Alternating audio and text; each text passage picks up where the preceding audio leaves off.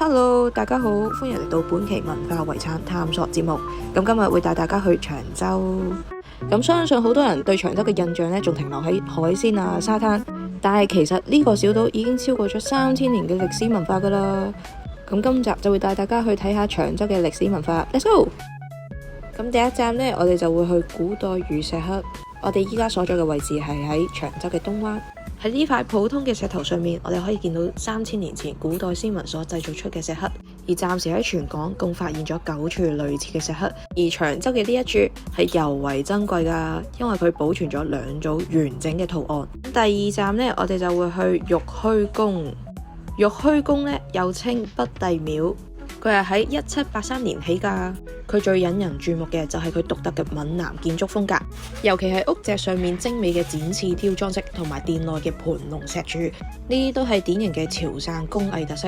而廟內都珍藏咗一把好神秘來自宋代嘅古箭，而都因為用呢把箭去進行咗一啲儀式之後，當年長洲爆發嘅瘟疫先可以得到平息。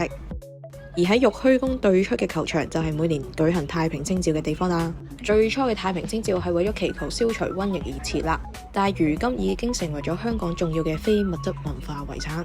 喺每年嘅農曆4月初5至初9期間就會舉行。最引人注目嘅節目就係飄色巡遊，小朋友會裝扮成各種神話或者歷史人物，企喺精心設計嘅花車上面巡遊全島。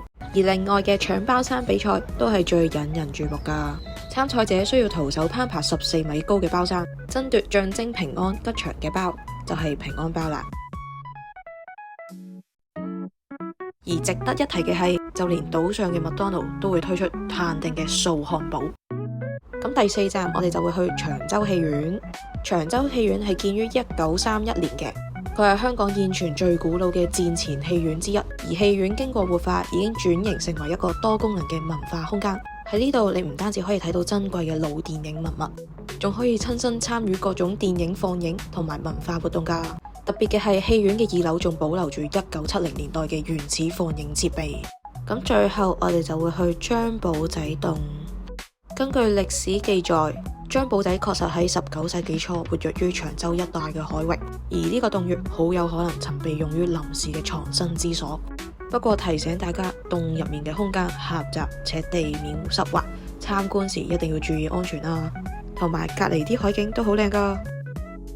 參觀完張保仔洞之後，我哋可以去西灣梯台嗰度搭返小船，就出返去長洲碼頭嗰邊㗎啦。